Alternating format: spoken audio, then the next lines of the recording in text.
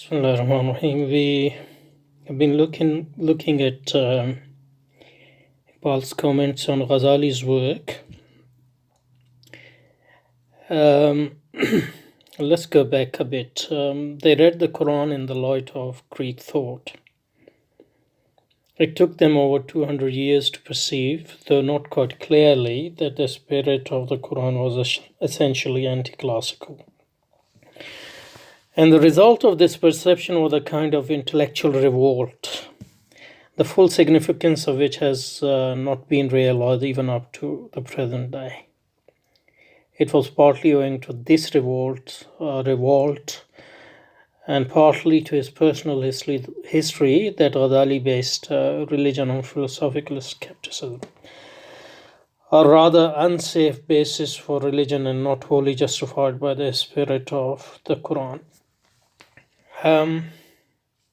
We commented on this last time, so we don't need to repeat that, but I wanted to just pause for a moment and just talk a bit about the greatness of Ghazali, Imam Ghazali radiallahu ta'ala anhu, which Iqbal totally misses.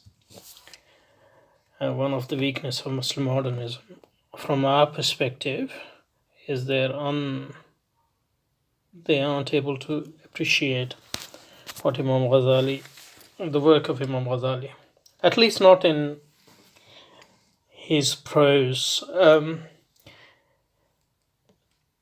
In the poetry, Iqbal is a bit more perceptive, even about Ghazali. What did Imam Ghazali do?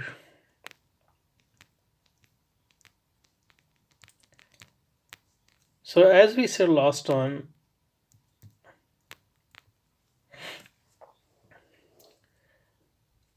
we as Muslims, we don't have any other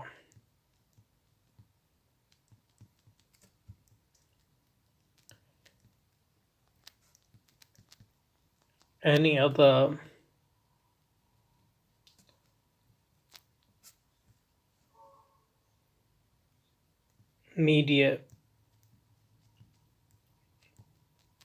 to understand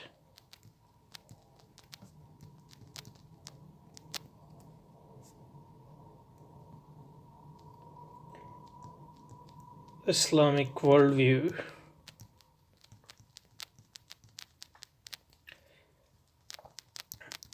except on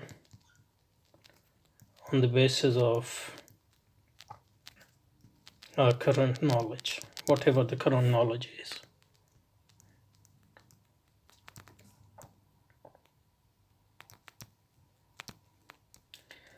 Whatever our current knowledge is. Because the revelation doesn't come to replace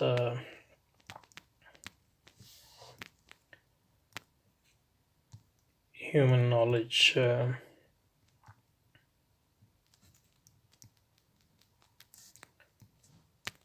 Which humans accumulate through senses, reason, experience.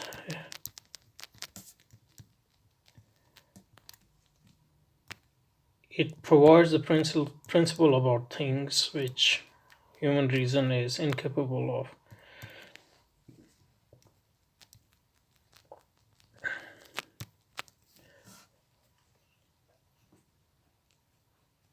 Finding on its own, but which are essential for human life in this world. And so that's where revelation comes. So it doesn't come to replace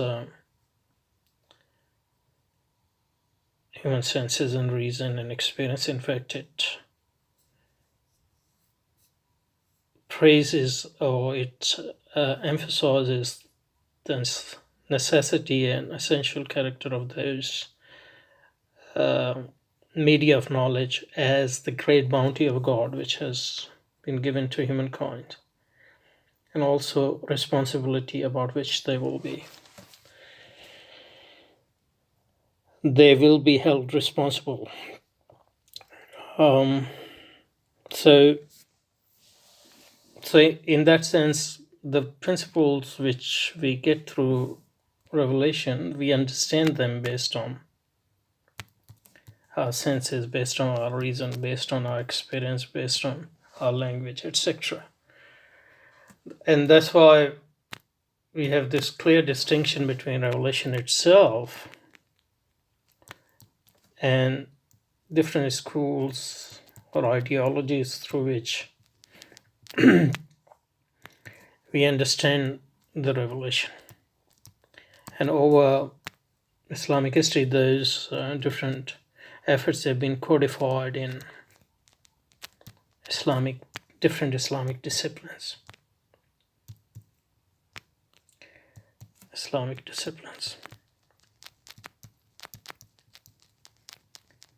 So those Islamic disciplines are historical contingent interpretation of the transcendent revelation as exemplified in the Quran and the Sahih Sunnah.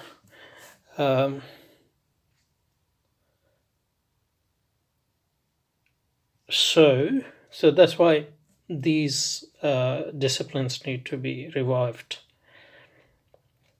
in every generation with the advent of new human revolution, new transformation in human knowledge, etc.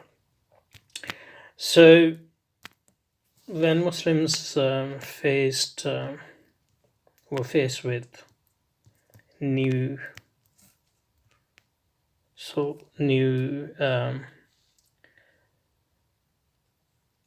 knowledge or new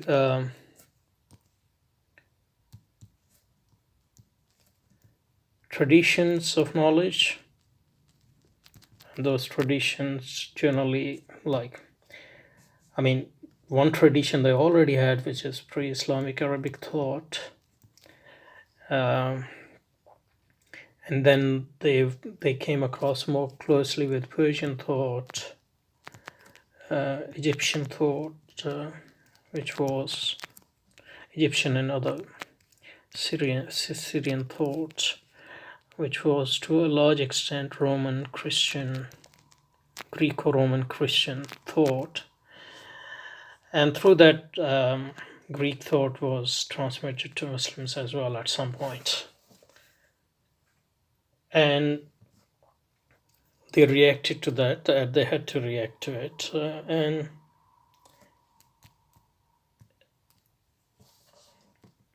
it is the way Ghazali, for example, related himself to that thought, and then Ibn Rushd, and the other one is Ibn Sina and Farabi. The difference, none of them rejected that thought, but they developed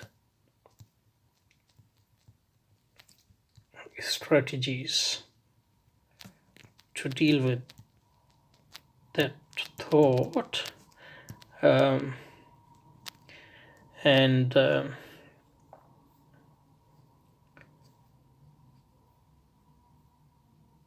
make use of that thought based on the strategy they developed to deal with that thought. To give you an example from Christian civilization, for example, later Christian civilization, Thomas Aquinas, for example,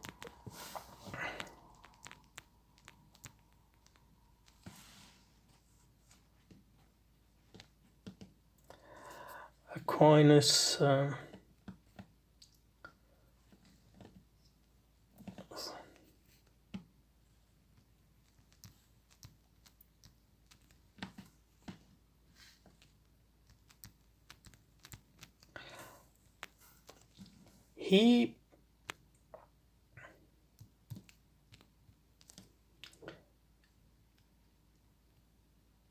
tried to relate Christian thought, for example, the Christian thought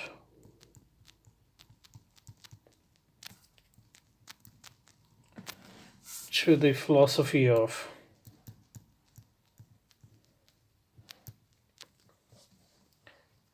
Aristotle. And before that, some people had done it, but largely Christian thinkers had ignored Aristotelian philosophy as such, metaphysics.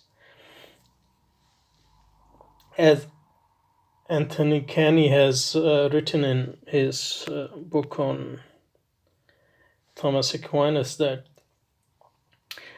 Aristotle's logic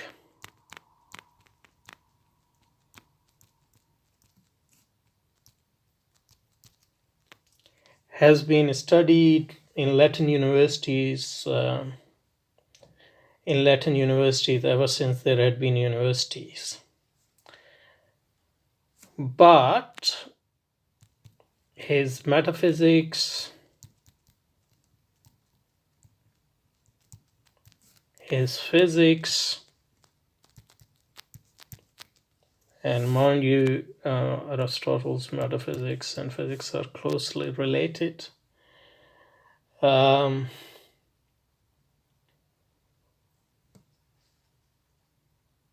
His metaphysical and physical writings long remained the object of suspicion, according to Caney, an object of suspicion to ecclesiastical academic authorities.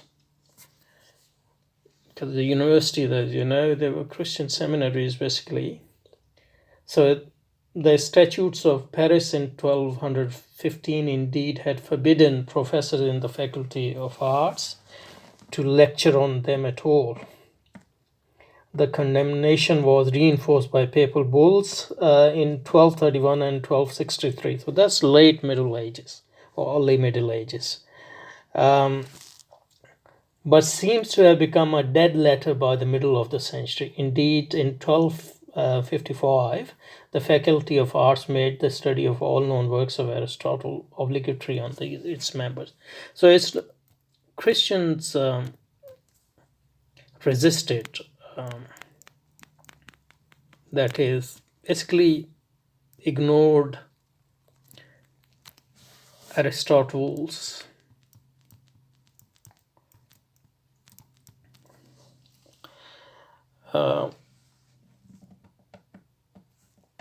let's say non-logical work, basically.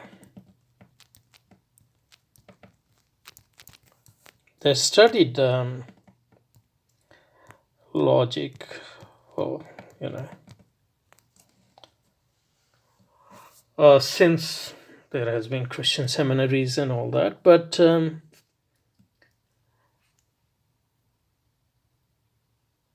Aristotle's non-logical work, especially his metaphysical and physical works, have been largely ignored because they were seen incompatible with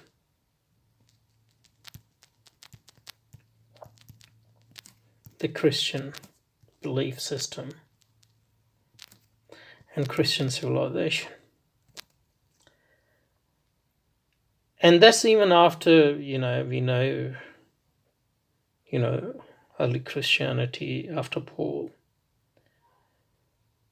was hugely influenced by Greek culture and civilization and Roman culture and civilization.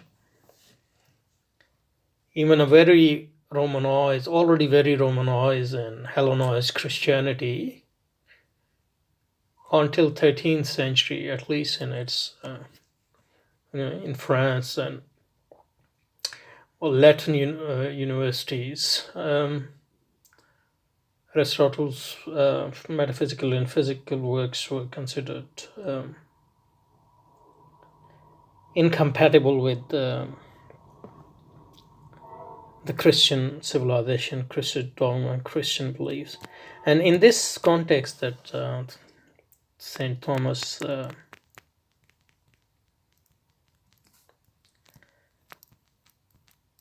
Aquinas tried to reconcile, and the word is important, reconcile,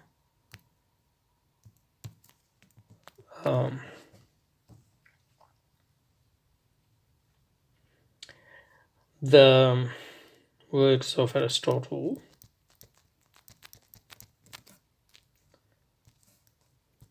with the Christian system.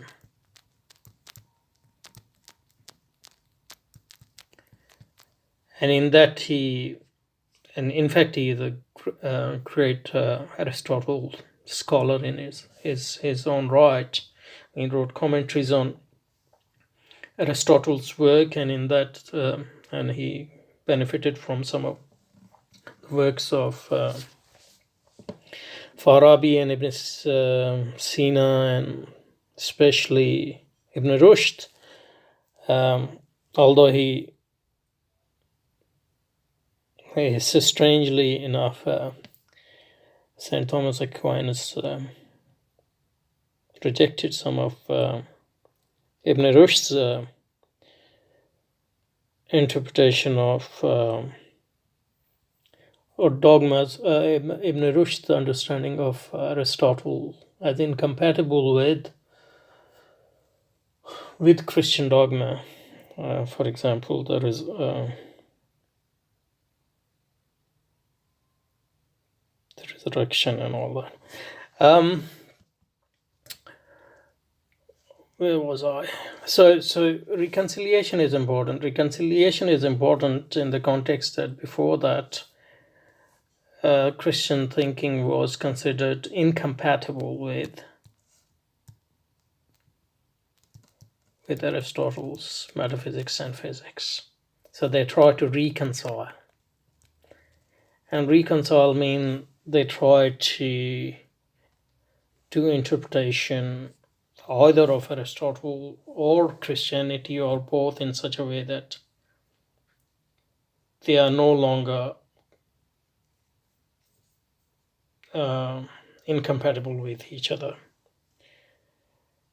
And we can say that, Thomas Aquinas, as far as he could, he tried to, remain Orthodox Christian without rejecting Aristotle. So he tried to reinterpret Aristotle in a way, and so took only those parts which were compatible.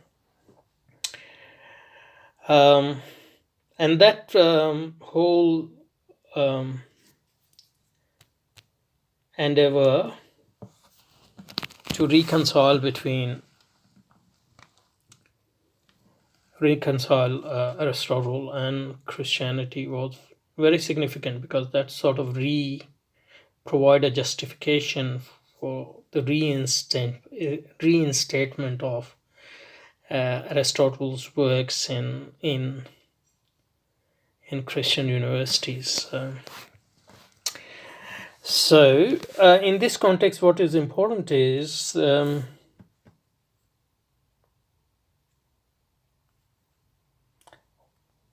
provide the rationale for the desire. What is the rationale for the desirability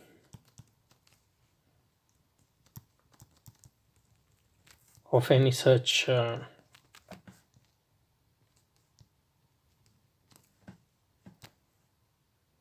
reconciliation?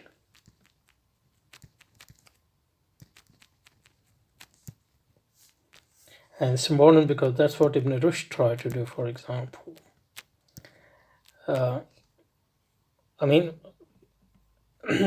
Actually, this wasn't a project of Ibn Rushd as such, in a way in which Aquinas's project it was. It was Aquinas's project, but when Ibn Rushd wrote a critique of Ghazali's Tahafa, that's what he did. So Ibn Rushd's reconciliation was more minor episode as compared to Aquinas's reconciliation. And it's important, as we'll see, That's not what Ghazali tried to do. And that's what differentiates Ghazali from both Ibn Rushd and from Aquinas.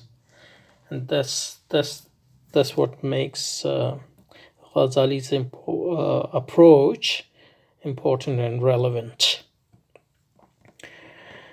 So what was the justification for the desirability of attempting this reconciliation, which Aquinas did, for example? And one of the justification provided by Copleston, for example, in his history, Father Frederick Copleston, in his history of philosophy, and what he says in this regard is very important in understanding what I'm going to say later. He says that desirability of attempting the reconciliation between St. Thomas, between Christianity and Aristotle was clear. And here are the words which I'm, since to reject the Aristotelian system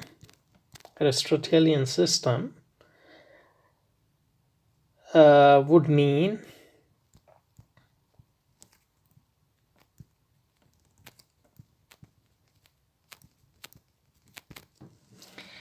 rejecting the most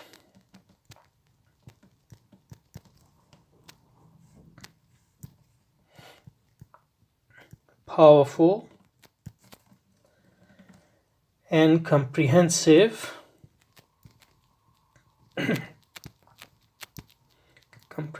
intellectual system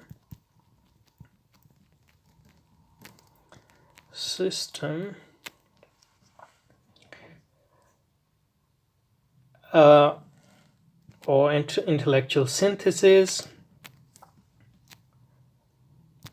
available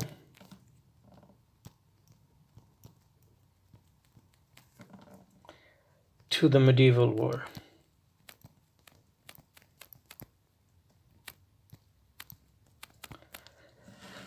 So that's the justification for the desirability of not ignoring Aristotle, because it's the most powerful and comprehensive intellectual synthesis available to the medieval world, which means that the Aristotelian intellectual system, was the most advanced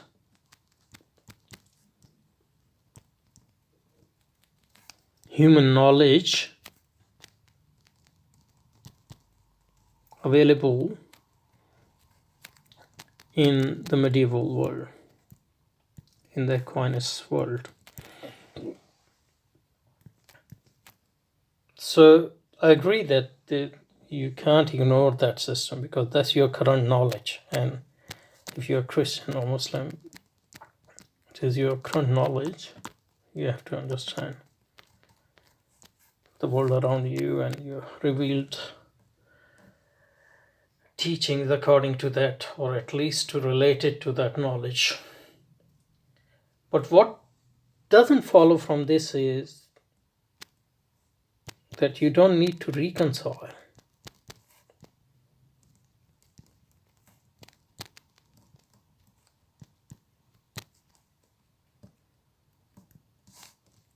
Your system. That's not necessary. There are other ways to the current knowledge. And that other way is that of Ghazali. Because what he did was, he said, we need a lot of knowledge which is available in the Greek system.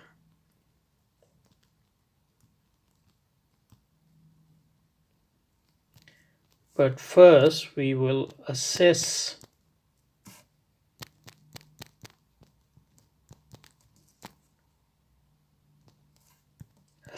the Greek thought.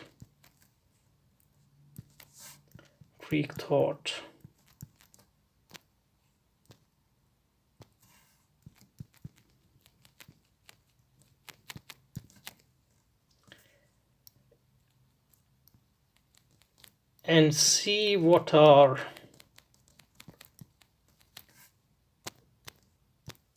its foundational beliefs,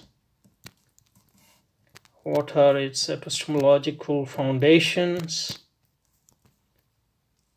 and we will develop overall critique of the Greek system to differentiate between what can be used and what cannot be used from within Greek system. So you can't just go and assume that that system is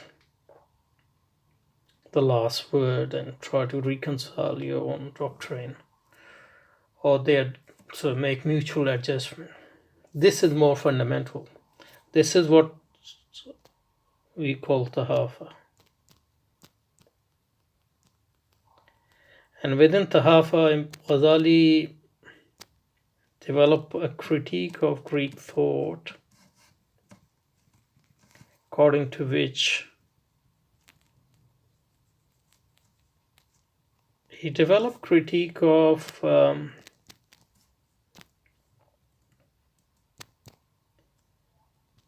and this whole critique is based on reason. He developed the critique of the Greek system as to its foundational beliefs and its role of reason. That is, what is the foundation for those foundational beliefs? Whether they are founded in reasons or they are another way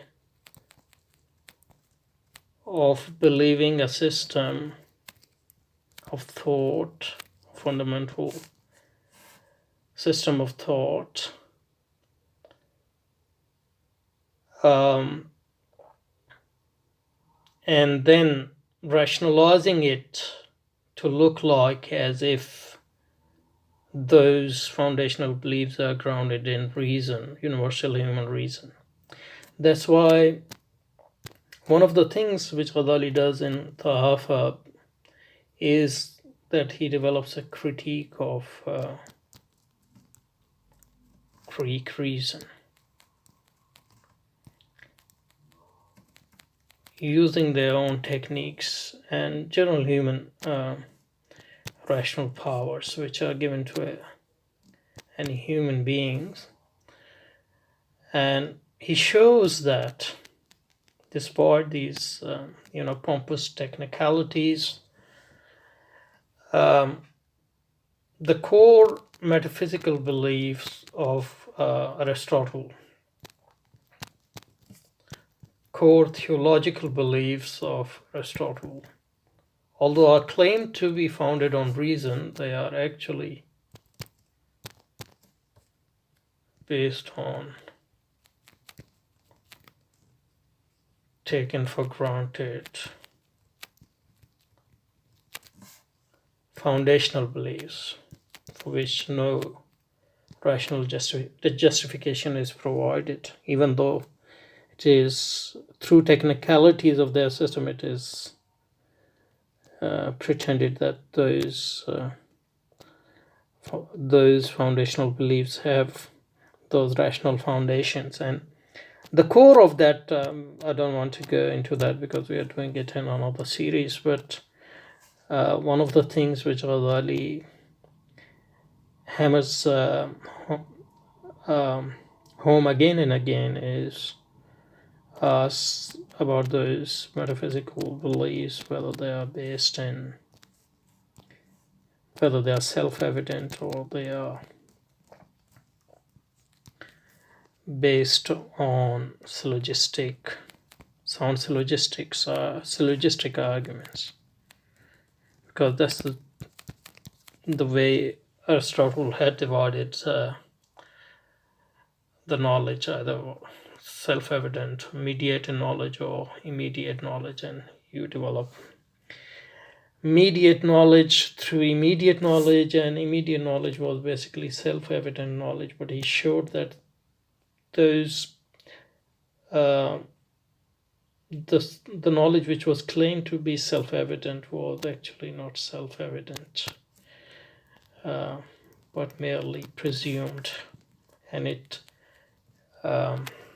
looked self-evident only because of the background assumption and background beliefs which were prevalent in that particular milieu in which Aristotle's works or his system developed.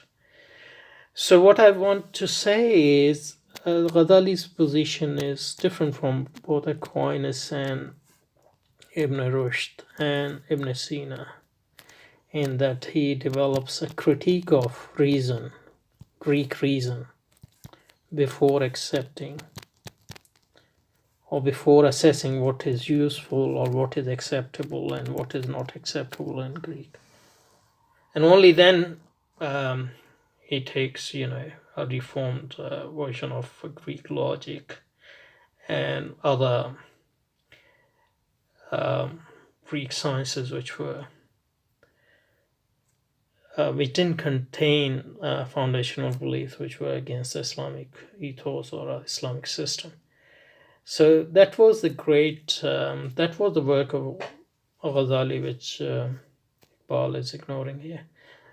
We'll continue, or not ignoring in a sense, but doesn't understand it in this way. So that was just the context.